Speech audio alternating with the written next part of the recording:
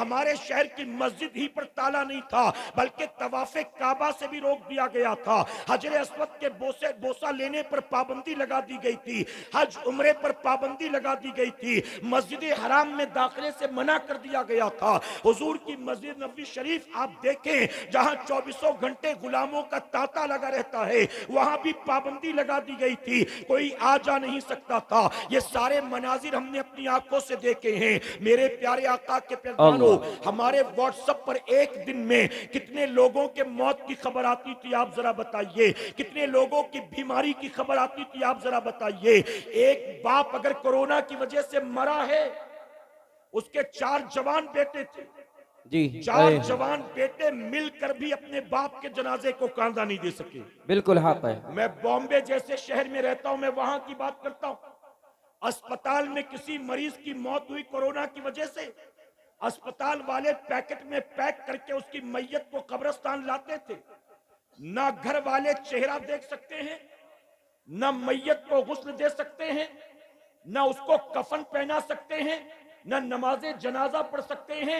मैयत को पैकेट में पैक करके अस्पताल से लाया जाता था और कब्र में उतारा नहीं जाता था, कब्र में उठाकर फेंक दिया जाता था। आपने सोशल मीडिया पर ऐसे मनाजिर देखे होंगे। ऐ सरकारे मदीना के प्यारदीवानों, 68 साल का बूढ़ा बाप रोता रह गया, 32 साल का जवान बेटा दुनिया से चला गया, माँ रोती बिलखती रह गई, अपने बेटे का चेहरा नहीं देख सकी है। न जाने कितनी बच्चियां बेवा हो गई, न जाने कितने बच्चे यतीम हो गए, न जाने कितनों के सुहाग उजड़ गए, न जाने कितनों के बुढ़ापे की लाठी जाती रही। आप बताइए, ये सब कुछ हमने कोरोना काल में अपनी आंखों से देखा है, लेकिन इसके बावजूद हम कल भी जिंदा थे, आज भी जिंदा हैं। इन हालात से बचाकर हम सही सलामत यहां तक पहुंचे हैं। अब मैं आपसे सवाल पूछता हूं, मजमे में बैठा हर नौजवान गौर करे, हर नौजवान सोचे और जवाब दे। अगर कोरोना वायरस के दौर से निकलकर हम यहां तक पहुंचे हैं, हम कल भी जिंदा थे, सेहतमंद थे, आज भी जिंदा और सेहतमंद हैं, आखिर किसकी वजह से हैं? हम क्या लॉकडाउन की वजह से जिंदा हैं? हम क्या मास्क की वजह से जिंदा हैं? हम क्या सोशल डिस्टेंसिंग की वजह से जिंदा हैं?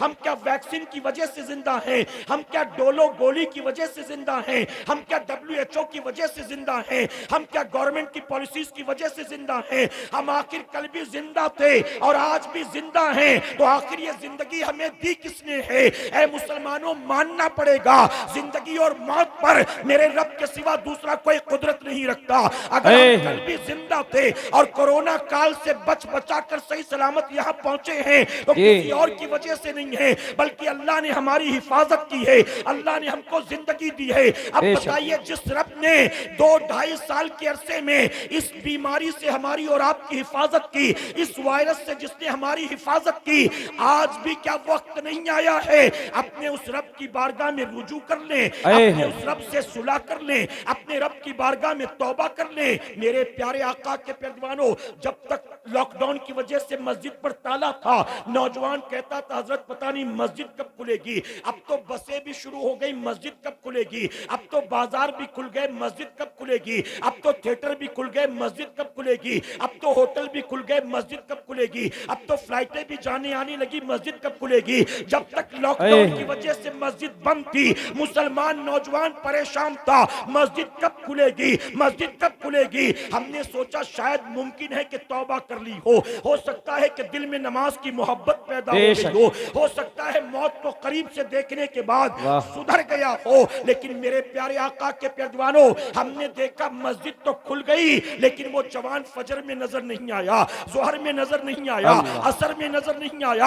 अरे जब तक मस्जिद पर पहरा था लॉकडाउन की वजह से, परेशान था मस्जिद कब खुलेगी। लेकिन जब मस्जिदें खुल गई तो सिवाय जुमा की 2 रकात के लिए हफ्ते में कभी वो मस्जिद का रुख तक नहीं करता, कभी पलट कर अल्लाह के घर की तरफ नहीं आता। मैं आपसे कहना चाहता हूं, ये सारी चीजें हमने अपनी आंखों से देखी हैं। अगर आज भी तौबा नहीं करेंगे, आज भी होश के नाखून नहीं लेंगे, तो याद रखना, आज बच गए हो, कल भी बचे रहोगे। इसकी कोई गारंटी नहीं है। इसलिए मुसलमानों, आज किस महफिल पाक से आप तमाम से कहना चाहूंगा, आप कानों के चस्के के लिए तो नहीं आए हो, आप तफरी के लिए तो नहीं आए हो, आप मजमा देखने के लिए तो नहीं आए हो। अगर कुछ वाकई दीन की बातें सीखने के लिए आए हो तो मैं आप तमाम से एक गुजारिश करूंगा, अदब के साथ इस महफिल से पलट कर अपने घर जाने से पहले अल्लाह की बारगाह में तौबा कर लेना और ये तय करके जाना, ऐ अल्लाह, गया था तो दामन गुनाहों से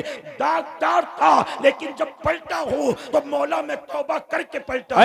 अल्लाह, जब मैं गया था मैं बेनमाजी था, मैं फजर में सोए पड़े रहता था, लेकिन मौला जब पलट कर आया हूं, दीनदारों का चेहरा देख कर आया हूं, दीनदारों की महफिल से होकर आया हूं, जन्नत के बाग से निकल कर आया हूं। अल्लाह, वादा करता हूं अब दुनिया यहाँ की वाह हो जाए, एक वक्त की नमाज जानबूझकर कज़ा नहीं करूंगा।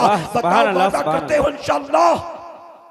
इंशाअल्लाह, हाथ उठाकर इंशाअल्लाह। मैं आपसे सवाल पूछता हूं, यहां जितने लोग बैठे हैं मुझे आप बताएं, अब आप मुझे जवाब दें, हम जितने बैठे हैं हम हुसैनी लोग हैं कि यजीदी लोग हैं?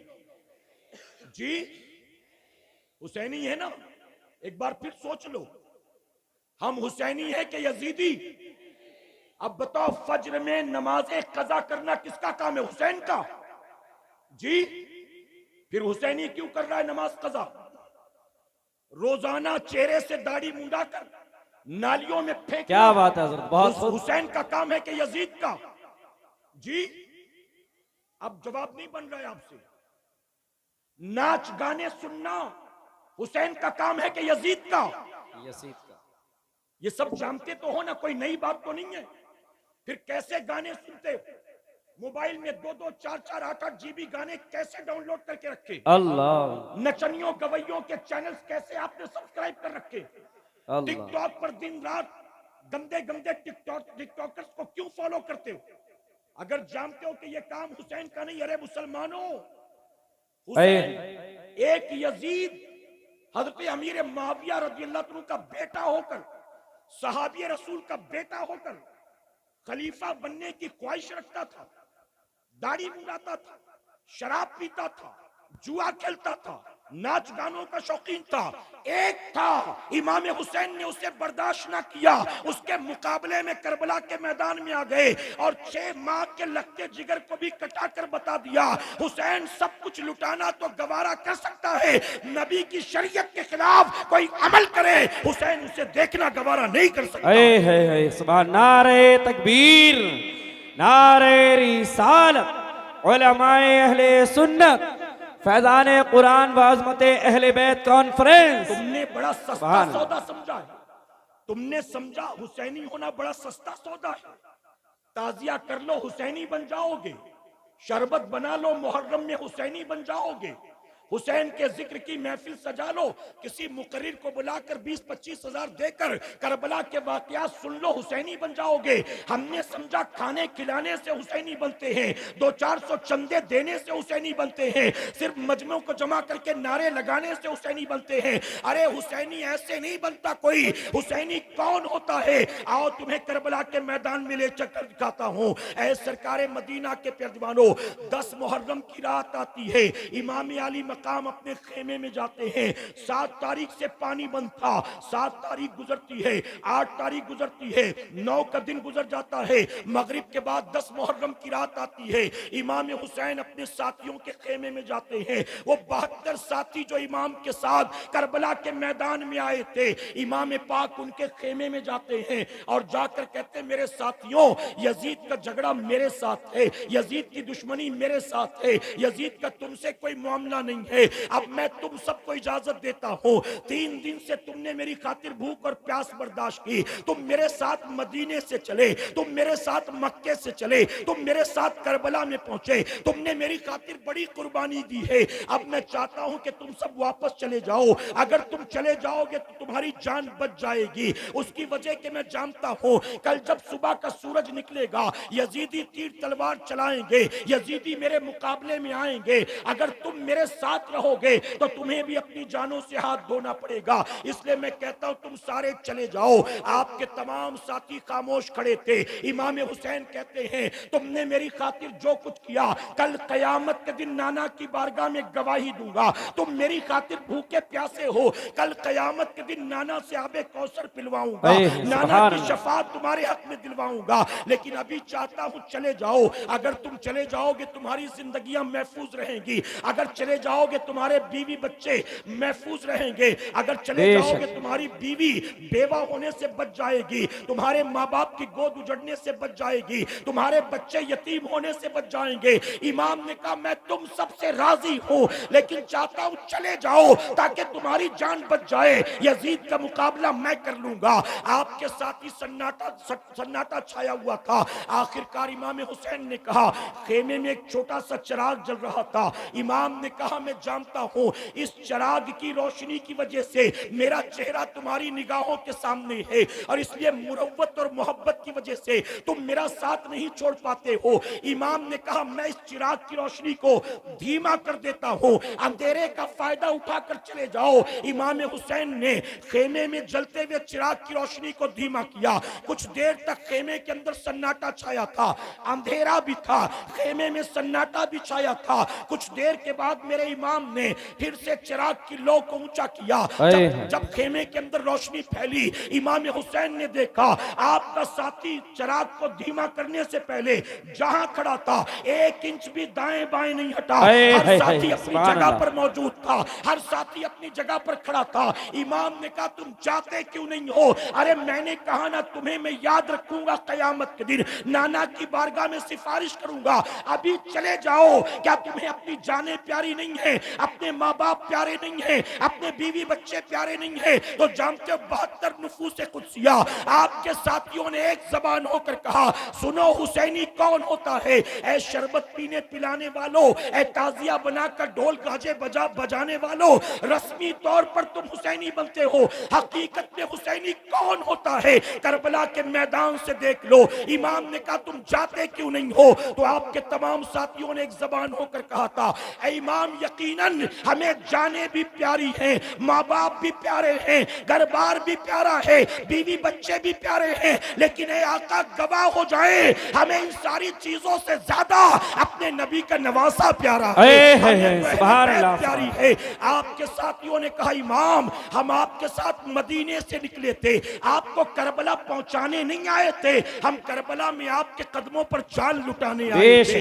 इमाम के साथियों ने कहा ऐ इमाम पाक आप गवाह हो जाएं, कल सुबह का सूरज निकलेगा, यजीदी तीर तलवार चलाएंगे, यजीदी आपके मुकाबले में आएंगे, लेकिन ऐ इमाम हम भी वादा करते हैं, तवज्जो के साथ सुनिए। आपके 72 साथियों ने एक जबान होकर कहा था ऐ इमाम हम वादा करते हैं कल जब यजीदी आप पर तीर तलवार फेंकेंगे, हमारे जिस्मों में जब तक आखिरी सांस बाकी रहेगी हम आपके मुकाबले में उन्हें आने नहीं देंगे। एक एक करके पहले खुद कटेंगे, उसके बाद उनको आपके मुकाबले में आने देंगे। और तारीख शाहिद है मुसलमानों, सदियों के बाद भी इमाम हुसैन के सारे साथियों ने अपना सर कटाया है, उसके बाद यजीदी मुकाबले में आए इमाम हुसैन के। आप जरा सोचो, हमने समझा कुछ खा खिला लो यही काफी है। अहले बैत से मोहब्बत का दावा करने वालों, मेरे प्यारे आका के प्यारे दीवानों, में आपसे सवाल पूछता हूं, इजाजत है आपकी?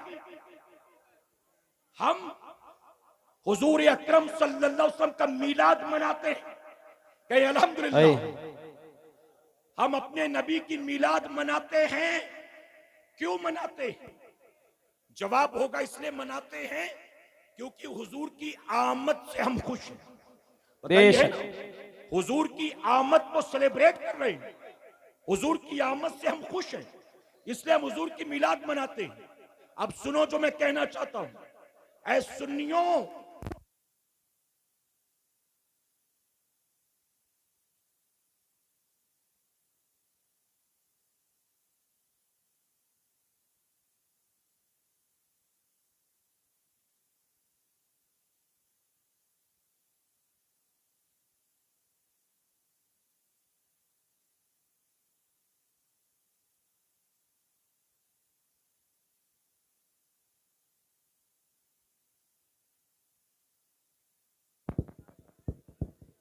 बार दुरूद शरीफ पढ़ लें आप।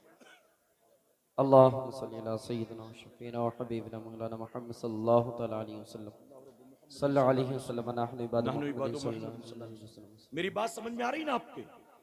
तो मेरे प्यारे आका के पैजवानों, वो करबला के मैदान में जो 72 हुसैनी थे, उन्होंने खाक खिलाकर हुसैन के नाम पर जान नहीं दी, बेशक सब कुछ लुटाकर अपने इमाम के नाम पर जान दी। हक बात है, बेशक और सुभान अल्लाह। यहाँ इमाम हुसैन के नाम का लंगर खाकर भी हमसे अल्लाह का सजदा नहीं होता। नबी की आमद की खुशियां मनाने वालों, मिलादे पाक पर लाखों रुपए खर्च करने वालों, मैं आपसे पूछता हूं, अरे नबी की मिलाद आप मनाते हो क्यों? क्योंकि हम नबी के आने पर खुश हैं। जरा दिल पर हाथ रखकर जवाब दो, जिस नबी के आने पर तुम खुश होते हो, क्या कभी तुमने सोचा वो नबी भी हमसे खुश है कि नहीं है? हम तो बड़ा खुश हैं उनकी आमद पर, लेकिन वो हमसे खुश है कि नहीं भला बताओ? कल कयामत में तेरा मेरा क्या बनेगा, ये हमारी खुशी पर डिपेंड नहीं करता, वो नबी की खुशी पर डिपेंड करता है। नबी खुश हैं तो दुनिया भी संवर जाएगी और आखिरत भी संवर जाएगी। और नबी खुश नहीं है, नारे तकबीर,